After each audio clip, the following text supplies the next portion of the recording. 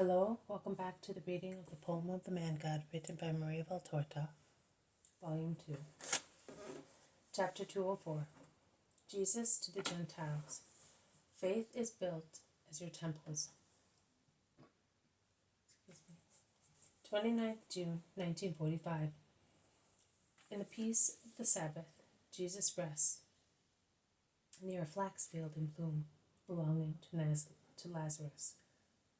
Rather than near, I should say that he is immersed in the tall flax and sitting on the edge of a furrow. He is engrossed in thought. Only an odd, silent butterfly flutters near him, or a lizard rustles nearby, looking at him with its jet black eyes, raising its little triangular head with its light throbbing throat. There is nothing else. In the late afternoon also, the least sigh of wind has become silent among the tall stalks. From far away, perhaps from Lazarus's garden, the song of a woman can be heard, and the joyful shouting of the boy who is playing with someone. Then 1, 2, 3 voices call, "Master! Jesus!" Jesus rouses himself and stands up. Although the fully grown flax is very tall, Jesus emerges a good height above the blue-green sea. "There he is! John!" shouts the zealot, and John in turn calls, "Mother! The Master is here, in the flax field!" And while Jesus approaches the path leading to the houses, Mary arrives. "What do you want, Mother?" "My son, come. Some Gentiles have come with some ladies. They say that they heard from Joanna that you were here. They also said that they have been waiting for you all these past days near the Antonio." "Ah, I know. I will come at once. Where are they?" "At Lazarus's house, in his garden. He is loved by the Romans and does not feel the repugnance towards them that we do. He let them go into the large garden with their carts, so that no one would be scandalized." "All right, Mother." "They are Roman soldiers and ladies, I know. And what do they want from you?" "What many in Israel do not want, light." "But how and what do they believe you are? God, perhaps?" "Yes, in their way of thinking. It is easier for them to accept the idea of the incarnation of a God in mortal flesh than it is for us. So they believe in your faith." "Not yet, Mother. I must destroy theirs first. For the time being, they consider me a wise man, a philosopher, as they say. But both their desire to become acquainted with philosophical doctrines and their inclination to believe the incarnation of a God as possible are of great help to me in leading them to the true faith. Believe me, they are more ingenuous in their way of thinking than many Israelites." "But are they sincere?" "It is rumored that the Baptist—" "No, had it been for them, John would be free and safe. Non-rebellious people are left in peace. On the contrary, I can assure you that for them to be a prophet, they say a philosopher, because the loftiness of supernatural wisdom is still philosophy to them, is a guarantee of respect. Do not worry, Mother. No harm will come to me from that end." "But the Pharisees, if they find out, what will they say about Lazarus also?" "You are you, and you are to bring the word to the world. But Lazarus, they already offend him so much. But they cannot touch him. They know that he is protected by Rome. I leave you, son. Here is Maximinus. He will take care of you to the Gentiles. He will take you to the Gentiles." And Mary, who had walked beside Jesus all the time, withdraws quickly and goes towards the zealot's house. Jesus, on the other hand, goes through a little iron door in the garden wall, into a distant part of the garden, where it actually becomes an orchard, and precisely near the place where Lazarus will be buried later. Lazarus also is there, but no one else. "Master, I took the liberty of giving them hospitality." "You did the right thing. Where are they?" over there in the shade of the boxes and the laurels. As you can see, they are at least 500 steps from the house. That is all right. May light come to you all. Hail, master, greets Quintilian, who is wearing civilian clothes. The ladies stand up to greet Jesus. They are Plautina, Valeria, and Valeria and Lydia. There is also another elderly woman, but I do not know who she is, or whether she is of the same rank as the others. They are all wearing very, very plain clothes without any sign of distinction. We were anxious to hear you, but you never came. I was on duty when you arrived, but I never saw you. Neither have I seen at the gate of the fish a soldier who was a friend of mine. His name is Alexander. Alexander? I'm not sure whether he is the one I am thinking of. I know that some time ago, in order to calm the Jews, we had to remove a soldier who was guilty of speaking to you. He is now at Antioch, but perhaps he will come here again. How boring they are. They want to rule even now that they are subject. One has to be clever to avoid greater trouble. They make life difficult for us, believe me. But you are good and wise. Will you speak to us? I may be leaving Palestine soon, and I would like to have something to remind me of you. Yes, I will speak to you. I never disappoint anyone. What do you wish to know? Quintilian looks at the ladies inquisitively. Whatever you wish, master, says Valeria. Plautina stands up again and says, I have been thinking a lot. There is so much I would like to know, everything, to be able to judge. But if I may ask, I would like to know how can a faith, yours for instance, be built on a ground which you said is devoid of true faith? You said that our beliefs are vain, so we have nothing. How can we achieve something? I will take as an example something that you have, your temples. Your really beautiful sacred buildings, the only imperfection of which is that they are dedicated to nothing, can teach you how one can achieve faith and where to place it. Watch. Where are they built? Which place, if at all possible, is chosen for them? How are they built? The place is generally spacious, open, and elevated. And when it is not spacious and open, it is made so by demolishing what encumbers and obstructs it. If it is not elevated, they increase its height by means of a stereobate more elevated than the normal 3 steps employed for temples placed on a natural elevation. They are generally surrounded by a sacred enclosure, formed by colonnades and porches, inside which are enclosed the trees sacred to the gods, fountains and altars, statues and stelae, and are usually preceded by a propylaeum,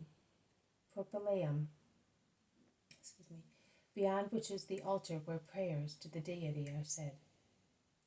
In front of it, there is the place for the sacrifice, because the sacrifice precedes the prayer. Very often, and particularly in the more magnificent ones, a peristyle encircles them with a garland of precious marbles. Inside, there is the front vestibule. Outside, or inside the peristyle, the cell of the deity and the rear vestibule, marbles, statues, pediments, acroteria and gables, all polished, precious, and decorated, make the temple a most noble building also for the coarsest sight. Is it not so? Yes, it is, master. You have seen and studied them very well, confirms Plautina, praising Jesus. But we know that he never left Palestine, exclaims Quintilian.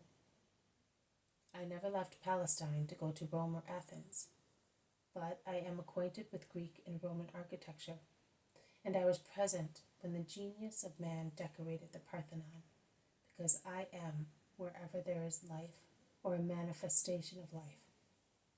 Wherever a wise man meditates, a sculptor sculptures, a poet writes, a mother sings over a cradle. A man toils in fields, a doctor fights diseases, a living being breathes, an animal lives, a tree vegetates. I am there, together with him, from whom I come, in the rumble of the earthquake, or in the peal of thunder, in the light of stars, or in flood tide and ebb tide, in the flight of eagles, or in the buzzing of mosquitoes. I am there with the Most High Creator. So you know everything, both thoughts and deeds of men? Asks Quintilian again. Yes, I do. The Romans look at one another amazed. There is a long silence. Then Valeria timidly begs, expand on your idea, master, so that we may know what to do. Yes. Faith is built as they build the temples of which you are so proud. They make space for the temple. They free it from obstructions. They elevate it. But where is the temple in which one should put faith? The true deity, asks Plotina. Faith, Plotina, is not a deity. It is a virtue. There are no deities in true faith. There is only one and true God. So, he is up there in his Olympus all by himself? And what does he do if he is alone? He is self-sufficient and takes care of everything in creation. I have just told you that God is present also in the buzzing of mosquitoes. He does not get bored. Do not worry. He is not a poor man. The master of an immense empire in which he feels is hated and lives trembling with fear. He is love and lives loving. His life is continuous love. He is self-sufficient because he is infinite and most powerful. He is perfection. So numerous are the things created that live because of his continuous will, that he has no time to grow weary. Tedium is the fruit of idleness and vice. In the heaven of the true God there is neither idleness nor vice. Soon, in addition to angels which now serve him, he will have a great crowd of just people rejoicing in him, and the crowd will grow greater and greater with the future believers in the true God. Are the angels genii? Asks Lydia. No, they are spiritual beings like God who created them. What are genii then? As you imagine them, they are falsehood. They do not exist as you imagine them. But owing to the instinctive need of men to search for the truth, you also have realized that man is not only flesh, and that there is something immortal in his perishable body. And that is the consequence of the incentive of the soul, which is alive and present also in heathens, and suffers in them as it is disappointed in its desires, because it is famished, longing for the true God whom it remembers. In the body in which it dwells, and which is guided by a pagan mind. And the same applies to towns and nations. And thus you believe, you feel the need to believe in genii, and thus you give yourselves an individual genius, a family, a town, a national genius. You have the genius of Rome, the genius of the emperor, and you worship them as lesser deities. Come to the true faith. You will become acquainted and friendly with your angel, whom you will venerate, but not worship. Only God is worshipped. You said, incentive of the soul which is alive and present also in heathens, and suffers in them because it is disappointed. But from whom does the soul come? Asks Publius Quintilian. From God. He is the Creator. But are we not born of woman through union with man? Also our gods are born thus. Your gods do not exist. They are phantoms of your mind which needs to believe, because such need is more peremptory than the need to breathe. Also he who says he does not believe, does believe. He believes in something, The simple statement, I do not believe in God, presupposes another faith. In oneself, perhaps, or in one's proud mind, but one always believes. It is like thinking, if you say, I do not want to think, or I do not believe in God, by those two simple sentences, you prove that you are thinking that you do not want to believe in Him, whom you know to exist, and that you do not want to think. With regard to man, to express the concept correctly, you must say, man, like all animals, is born through the union of male and female. But the soul, that is the thing which distinguishes the animal man from the animal brute, comes from God. He creates it as and when a man is procreated, or rather, when he is conceived in a womb, and he infuses it in the body which otherwise would be only animal. And have we got it, we pagans? According to your fellow countrymen, it would not appear to be so, says Quintilian, ironically. Every man born of woman has it. But you said that sin kills it. If so, how can it be alive in us, sinners? Asks Plotina. You do not sin against faith, because you believe that you are in the truth. When you become acquainted with the truth, and you persist in your error, then you will commit sin. Likewise, many things which are sinful for Israelites are not so for you, because no divine law forbids you. One sins when one consciously rebels against the order given by God and says, I know that what I am doing is wrong, but I want to do it just the same. God is just. He cannot punish one who does the wrong thing, thinking that he is doing the right one. He punishes those who, being able to tell good from evil, choose the latter and persist in it. So we have a soul, and it is alive and present in us? Yes, it is so, and it suffers. Do you really think that it remembers God? We do not remember the womb that bore us. We could not tell what its inside was like. If I have understood you correctly, the soul is spiritually born of God. Can it possibly remember Him if our body does not remember the long time it was in a womb? The soul is not material, Plotina. An embryo is, in fact, the soul is infused when the fetus is already formed. The soul is, like God, eternal and spiritual.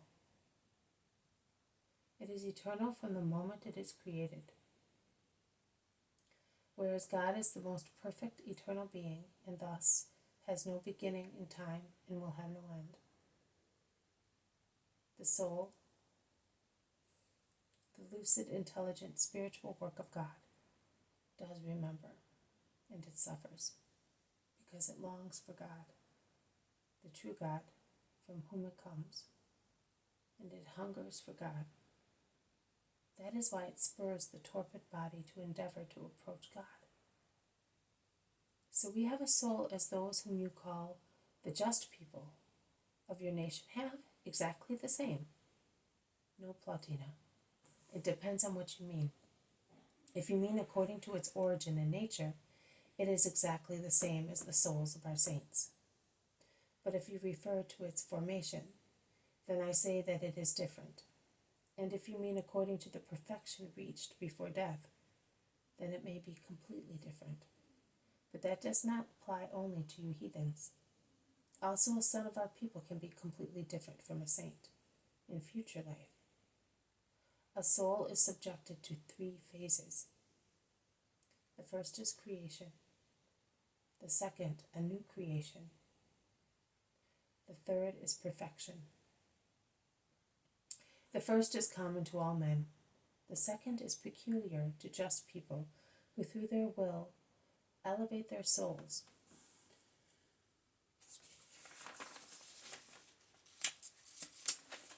to a more complete revival, joining their good deeds to the perfection of God's work, whereby their souls are spiritually more perfected and form a connection link between the first and third ones. The third is peculiar to the blessed souls or saints, if you prefer so, who have exceeded by 1,000 degrees the initial stage of their souls, a stage suitable to man, and have transformed them into something suitable to rest in God. How can we make room, clearance, and elevation for our souls? By demolishing the useless things you have in your ego. Clear it of all wrong knowledge, and with the debris, make the elevation for the sovereign temple. A soul is to be carried higher and higher on the 3 steps. Oh, you Romans love symbols. Look at the 3 steps in a symbolic light. They can tell you their names: penance, patience, perseverance, or humility, purity, justice, or wisdom, generosity, mercy, or finally, the splendid trinomial, faith, hope, charity. Look also at the symbol of the ornate, strong enclosure which encircles the area of the temple. You must surround your soul, the queen of the body, the temple of the eternal spirit, with a barrier which may protect it without obstructing light or oppressing it with ugly sights. An enclosure which must be safe and free from the love and desire of what is inferior, flesh and blood, and must aim at what is superior, the spirit. The chisel of freedom is your willpower, which will smooth corners and remove clefts, stains, and flaws in the marble of your ego, so that it may be perfect round your souls. And at the same time, the enclosure protecting the temple is to be used by you as a merciful shelter for the more unhappy people who do not know what charity is. The porches, they are the effusion of love, of piety, of your desire that more people may come to God, and are like the loving arms stretched like a veil over the cradle of an orphan. And beyond the enclosure, the most beautiful and most scented trees are a homage to the Creator. The trees, planted on a soil previously barren and subsequently cultivated, symbolize all kinds of virtues and form the second living flowery enclosure around the sanctuary. And among the trees, that is, among the virtues, there are the fountains, a further effusion of love and another purification before approaching the propylaeum, near which one must sacrifice one's carnality and repudiate all forms of lust before ascending the altar. And then you may proceed further to the altar and lay your offer on it. And finally, crossing the vestibule, you may approach the cell where God is. And what will the cell be like? Abundance of spiritual wealth, because you can never adorn God too much. Have you understood? You asked me how faith is built. I said to you, following the method employed to build temples. You can see that it is true. Is there anything else you wish to ask me? No, Master. I think that Flavia has written what you said. Claudia wants to know, have you written everything? I have written everything most accurately, replies the woman, handing over the waxed tablets. The wax will last, and it will be possible to read them. It is wax. It is easily cancelled. Write everything in your hearts. It will never cancel. Master, they are encumbered with vain temples. We are throwing your words against them to demolish them, but it is a long task, says Plotina, sighing, and she concludes, remember us in your heaven. You may rest assured that I will. I leave you. I want you to know that your visit has been very dear to me. Goodbye. Publius Quintilian, remember Jesus of Nazareth. The ladies say goodbye and are the first to go away. Then Quintilian, who is somewhat pensive, leaves Jesus, watches them go away with Maximinus, who leads them back to their wagons. What are you thinking of, Master? Asks Lazarus. that there are many unhappy people in the world, and I am one of them. Why, my dear friend? Because everybody comes to you except Mary. Is she the greatest ruin? Jesus looks at him and smiles. You are smiling? Are you not sorry that Mary cannot be converted? Are you not sorry that I am suffering? Martha has done nothing but weep since Monday evening. Who was that woman? Don't you know that for the whole day we hoped it was she? I am smiling because you are an impatient child, and I am smiling because I think that you are wasting energy and tears. Had it been she, I would have rushed to tell you. So it was not she. Oh, Lazarus, you are right. Patience, still patience. Master, here are the jewels that you gave me to sell. They have become money for the poor. They were beautiful, ladies' jewels. They belonged to that woman. Ah, I thought so. Had they been Mary's, but I am losing my hope, Lord, my Lord. Jesus embraces him without speaking for a little while. He then says, please do not mention those jewels to anybody. She must disappear without being admired or desired any longer, like a cloud driven elsewhere by the wind, without leaving any trace in the blue sky. You may be sure, Master, and in exchange, bring me Mary, our unhappy Mary. Peace be with you, Lazarus. I will keep my promise. This has been a reading from the poem of the Man God, written by Maria Valtorta, Volume 2, Chapter 204. Jesus to the Gentiles. Faith is built as your temples. Thank you for listening. I will see you tomorrow. May God bless you, and may peace be with you.